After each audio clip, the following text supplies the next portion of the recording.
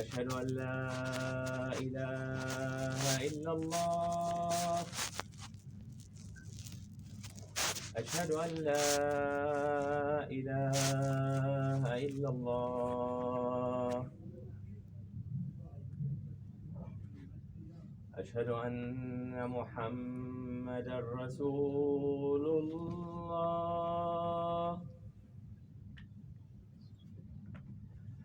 أشهد أن محمدا رسول الله.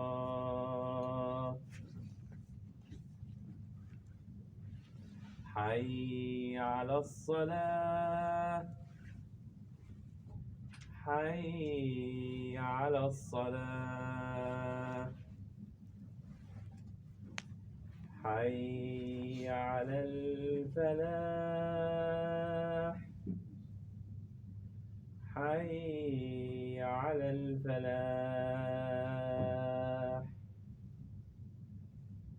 الله أكبر الله أكبر.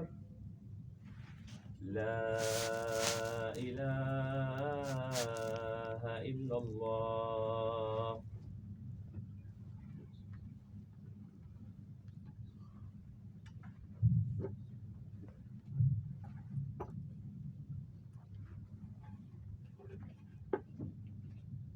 يقول الله عز وجل في كتابه الكريم بعد على قولها أعوذ بالله من الشيطان الرجيم بسم الله الرحمن الرحيم والذين كفروا أعمالهم كسراب بقيعة يحسبه الظمآن ماء حتى إذا جاءه لم يجده شيئا ووجد الله عنده فوفه حسابه والله سريع الحساب أو كظلمات في بحر لجي يغشاه موج من فوقه موج من فوقه سحب ظلمات بعضها فوق بعض إذا أخرج يداه لم يكد يراها ومن لم يجعل الله له نورا فما له من نور رب يسر ولا تعسر وتمم بالخير اللهم أرنا الحق حقا وارزقنا اتباعه وأرنا الباطل باطلا وارزقنا اجتنابه آمين يا رب العالمين رب اشرح لي صدري ويسر لي أمري واحلل عقدة من لساني يفقهوا قولي. In these few minutes I am going to share with you two parables of Surah Nur. Surah Nur is the 24th surah of the Quran. Many times, some of the very difficult lessons and very profound lessons of the Quran, Allah teaches by way of giving an example. And oftentimes, when you just read the translation of that example, it's kind of hard to make sense of what is being said. So, what I'm going to try to do is to give you a little bit of background and set the stage to help us better understand these beautiful parables. Not only are they beautiful, I think they are quite scary as well. This is the place in the Quran where actually two things have been contrasted, light and darkness. So I want to talk to you a little bit about the notion of the light in the Quran where Allah refers to as light. One of the first things we learned is that Allah calls himself light. Allahu nur samawati wal ard. Allah is the light of the skies and the earth. Another place you find the usage of the term light in the Quran is actually used as a synonym, as an alternative for guidance itself. Like light and guidance are actually considered the same. Just like somebody is in the darkness is the same as somebody is being misguided. The opposite is also true, that somebody has the light is actually saying somebody has guidance. It's also important to note that this light Allah describes exists in the hearts of people. And the analogy of light in the Quran is like a house at nighttime with an indent or a niche inside the wall with a lamp inside it. And so a lit up lamp is like a lit up heart, whose glass has to be cleaned and all that. The point I'm trying to make is that the idea of light in the spiritual sense is something that lives inside our hearts. The reason why that analogy is important is that light doesn't stay inside, light goes outside. Isn't that right? So if there's a lamp, its benefit is not only limited to the lamp itself, it illuminates its surrounding as well. And if somebody has true guidance inside their heart, they are not only going to benefit everybody around them, it is also going to be illuminated as a result. Second thing I want to talk about light is that it's not just something figurative. In other words, obviously, if you open up someone's chest, you won't see a light inside it, a light inside him. But actually, a day is coming when you will, on the day of resurrection. Allah actually turns our faith into real, actual light. On Judgment Day, after our judgments have been done, we have to take a walk to our final destinations, either heaven or hell. Inshallah, it will be heaven. And there are people who had faith with them, which is nuruhum yas'a bayna aydihim wa bi aymanihim. There are two kinds of light that are going to aid us on that day, when there is complete darkness. The light is going to be coming out of our chest, and there is going to be another light that is going to be coming out of our right hands. That's what the Quran describes in a couple of occasions. That light is supposed to help you navigate you through this difficult path, so you and I can make to the gates of heaven. That's the point of it. Now, why are there two kinds of light? One of those lights has to do with your sincerity to Allah and the genuineness of your faith that's inside of your heart, which only you know and Allah knows that. Nobody else can check it. The other light, as mentioned, comes from your right hand, and that light is actually a representation of the things that you and I did in this life. If you had good deeds, if you did good works, then those works are going to be the light on that day. So you've got these couple of torches on Judgment Day that are helping you navigate that are helping you move forward. And at the end of the day, all of this conversation has only one purpose. You and I want to stand up on that day, and we want to have some light in our hands so that we could navigate through the path. We want to be able to access that light so that we can make our way to Jannah. Our Messenger ﷺ would describe that life on Judgment Day that we are going to be raised with is not going to be same for everybody.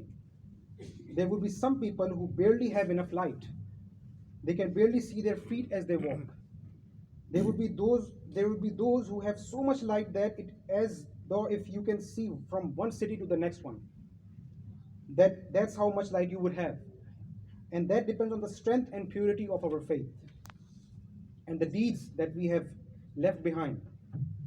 And so that's the reason that the parable of light is very important. So I just wanted to set the stage that Allah wanted us to understand the concept of light and how we have to preserve that light in ourselves, and we have to ensure that the investment is maintained and not killed before we make it before Allah on Judgment Day. Now, these two parables that I want to share with you are actually not about light, they're about darkness. They are about two tragic cases of people who are not going to have light, or who don't take advantage of the light that they have. And so I'll go through them one by one. Allah describes وَالَّذِينَ كَفَرُوا أَعْمَالَهُمْ كَسَرَابٍ بِقِيعَةٍ يَحْسَبُهُ الظَّمْآنُ مَاءً. Allah says, as for those who disbelieved, which can also be translated as those who buried away, meaning buried their light away. So what about them? Well, they are like somebody traveling in the middle of the day in the desert, in the sarab, which means a mirage, and they see a sarab, which means a mirage. So a person is thirsty, lost in the desert, trying to find a place to survive, and you start seeing waves there, but there are no waves. Things get a watery looking in the distance, and that's a mirage. And because you are dying of thirst, you think that's worth something, and so يَحْسَبُهُ الظَّمْآنُ مَاءً. The desperately thirsty one run towards that water, thinking that it's water. حَتَّى إِذَا جَاءَهُ, until the point where he reaches it. لَمْ يَجِدْهَ شَيْئًا, he found nothing there. It was just sand. It was a false image. فَوَفَّاهُ حِسَابًا وَاللَّهُ سَرِيعُ الْحِسَابِ, and he will only find Allah there. He was looking for water, and Allah makes a strange turn in the example. Instead of finding water, he will find his master there. وَوَجَدَ اللَّهَ عِنْدَهَا فَوَفَّاهُ حِسَابًا, he will find Allah there, and Allah will complete his account there. Allah will give him what he deserves. وَاللَّهُ سَرِيعُ الْحِسَابِ, and Allah is quick in taking the audit. That's the first example. Now quickly to the second example, where it says, oh, another example. And this is going to be almost the opposite scene. First time when we were in a desert, now we are going to be in the ocean. He says in the Quran, كَظُلُمَاتٍ فِي بَحْرٍ, it's like layers on top of layers on top of layers of darkness out at sea. So we are not talking about the daytime now, we are talking about the nighttime.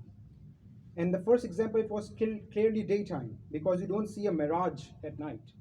You only see it in the day. and now you're out at the sea and you're covered in the layers of darkness. And then he says, "Kazulumatin fi bahrin lujiyin."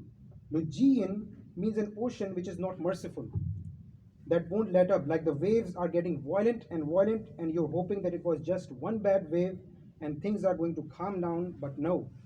The waves keep getting worse and worse, worse and worse until yakshahu mawjun, a wave overtakes him.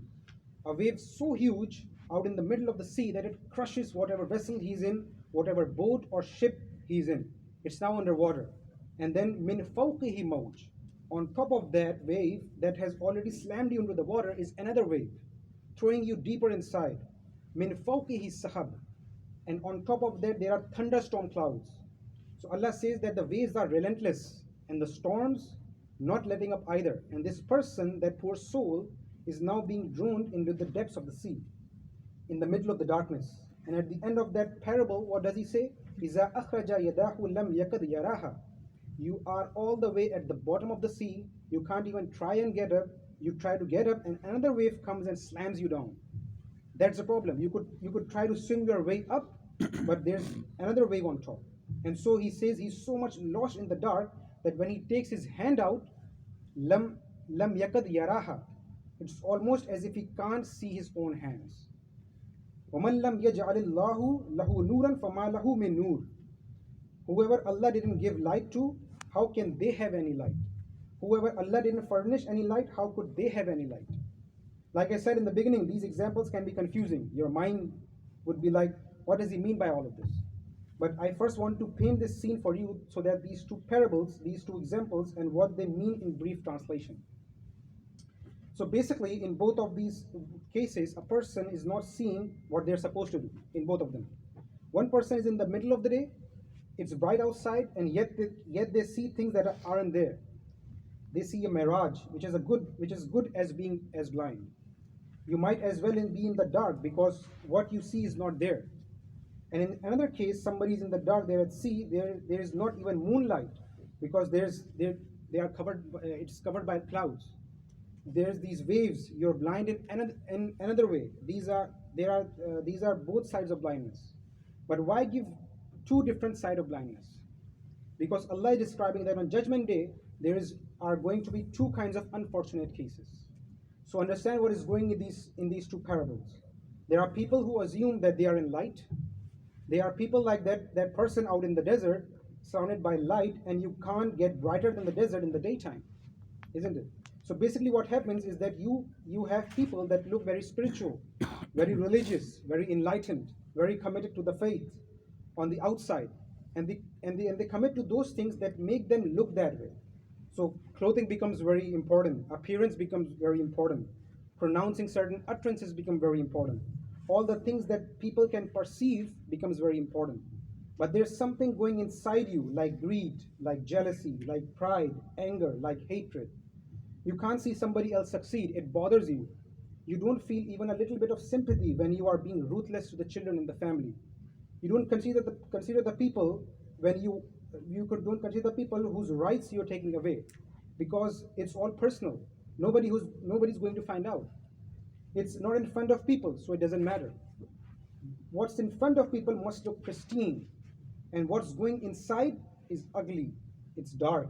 And these people assume that because they are doing good things, they are volunteering, they even grew out a beard, they put out the hijab on, they even memorize the Quran, etc.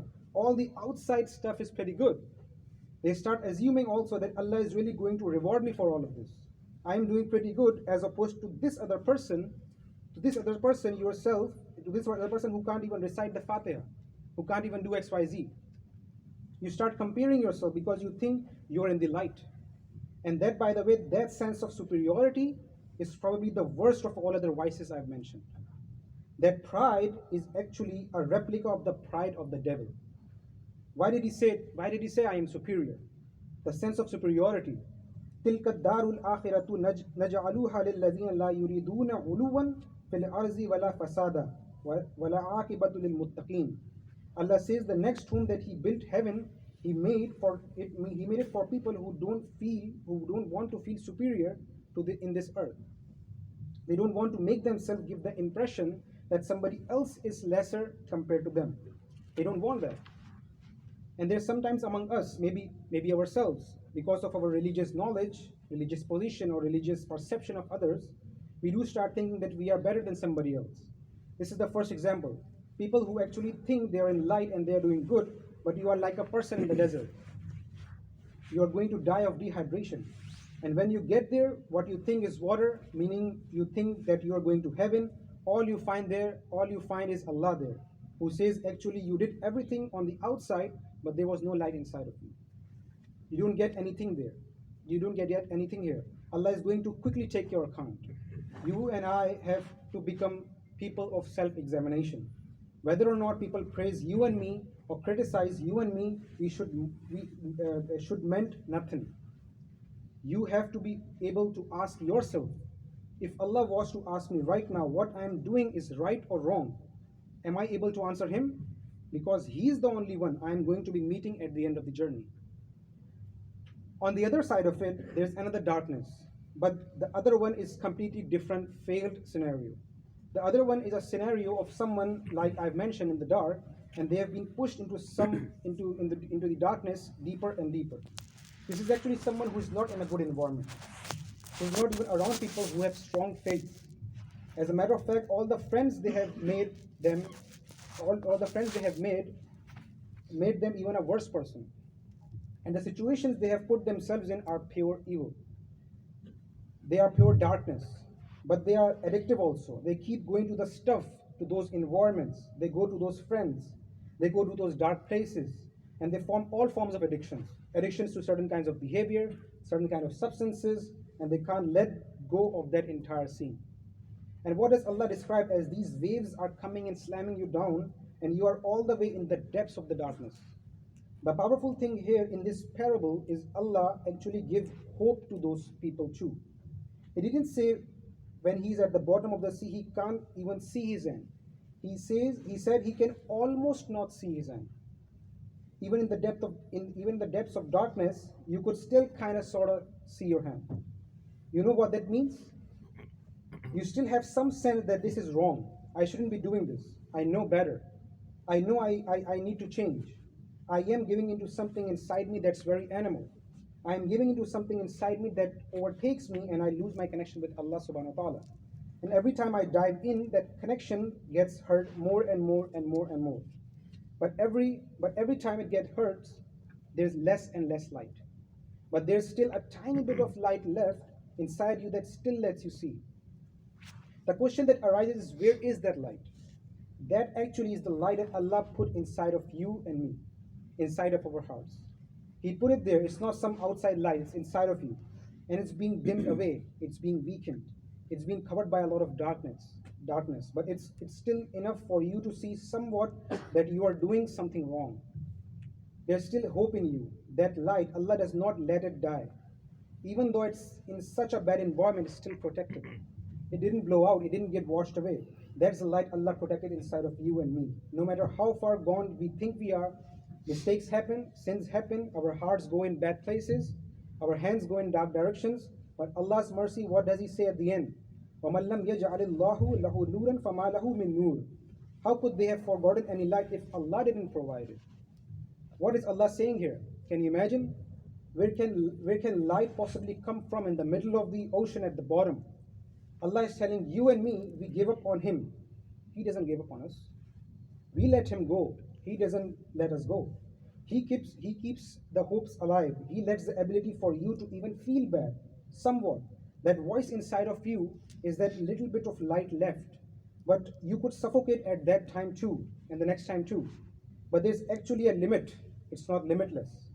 It's not like Allah will keep your light alive at any cost. Allah mentions people who are dead already. They have no light left inside of them. Allah mentions about people whose hearts have turned into stone.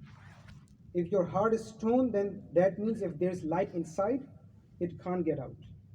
It's dead. What happens to those people when they suffocate themselves? Knowingly, they suffocate the light inside themselves. What happens to them? Allah says, زَيَّنَ لَهُمُ الشَّيْطَانُ أَعْمَالَهُمْ. You don't see it as bad anymore. You're no longer guilty. You don't even feel bad. You're actually now glorifying the sin that you're engaging in. You're glorifying the darkness. That's become beautiful to you. That's beyond hope. I pray Allah never let us fall into that. And sometimes we justify to ourselves. No, it's not that bad. I mean, it's messed up, but it's not that messed up. I mean, come on, I was in a tough situation. What do you expect me to do? We come in those situations. You start rationalizing yourself. But deep down inside of you, also you know that you're lying to yourself. So at the end of the day, the most precious thing Allah gave us is that light.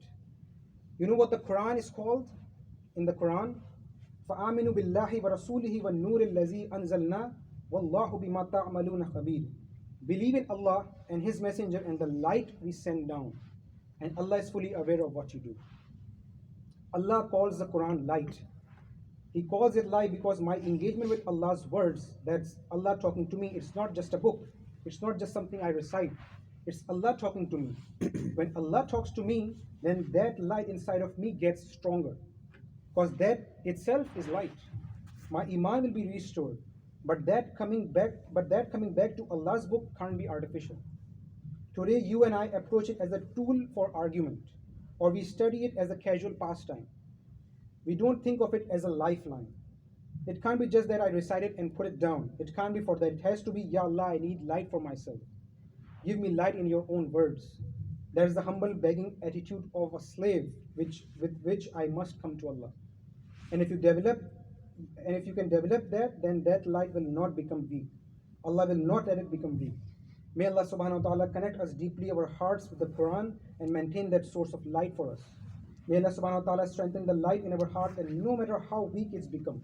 May Allah subhanahu wa ta'ala also not make us delusional into thinking that the outwardly deeds that we do are going to compensate for the vices we carry inside of our hearts. And may Allah subhanahu wa ta'ala allow all of us to cleanse our hearts with the best of our ability. Barakallahu li wa lakum fil Qur'an al-azim wa nafa'ni wa iyyakum bil ayati wa zikril hakim.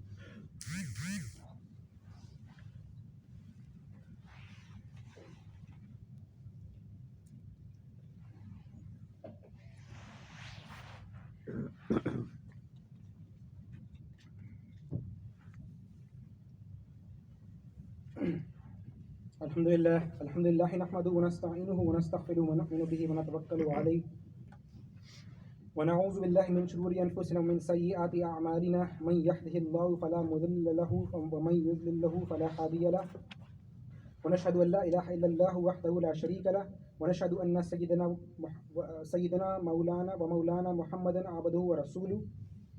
أعوذ بالله من الشيطان الرجيم إن الله وملائكته يصلون على النبي يا أيها الذين آمنوا صلوا عليه وسلموا تسليما اللهم صل على محمد وعلى آل محمد كما صليت على إبراهيم وعلى آل إبراهيم إنك حميد مجيد اللهم بارك على محمد وعلى آل محمد كما باركت على إبراهيم وعلى آل إبراهيم إنك حميد مجيد رب زدني علما اللهم أجرنا من النار اللهم إنا أسألك الجنة الفردوس اللهم إنا أسألك العفو والعافية في الدنيا والآخرة لا إله إلا أنت سبحانك إني كنت من الظالمين حسبنا الله ونعم الوكيل ونعم المولى ونعم النصير إن الله يأمر بالعدل والإحسان وإيتاء ذي القربى وينهى عن الفحشاء والمنكر والبغي يعظكم لعلكم تذكرون فاذكروا الله يذكركم وادعوه يستجيب لكم ولذكر الله تعالى أعلى وأجل وأتم وأكبر والله يعلم ما تصنعون وأقيموا الصلاة.